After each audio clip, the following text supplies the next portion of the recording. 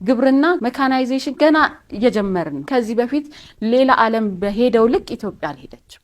ያንን መሰረት አድርገን ግን የነበሩንን ችግሮችን ትክክለኛው መስመር ይዘናል። በባለፉት ዓመታት ያልነውን አሳክተናል። ግድቡን እንጨርሳለን ብለን ነበር፣ ጨርሰናል።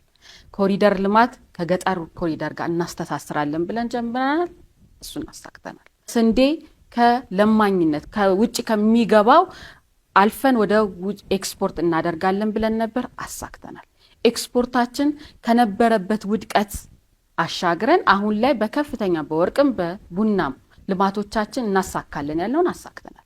በባለፉት 7 ዓመታት እንተክላለን ያልናቸውን የአረንጓዴ አሻራዎች ሁሉም ማህበረሰብ ኢትዮጵያውያን በተባበረ ክንድ አሳክተናል። የሀገር በቀል ሪፎርማችን ያንን የሚያሳይ ነው። ኢትዮጵያ ሰፊ ነች። ሀገራችን ብዙ ወጣቶች አሏት። ብዙ የስራ ዕድል መፈጠር አለበት። ብዙ ልማት ያስፈልገናል። ገና ብዙ ወደ ኋላ የቀረናቸው ነገሮች አሉ። ፓርቲው ገና እየሰራን ነው፣ ገና እየጀመርን ነው የምንለው። አሁንም ብዙ ስራ ይቀረናል የሚል እምነት ነው። ለዛ ደግሞ መትጋት መስራት ያስፈልጋል ማለት ነው።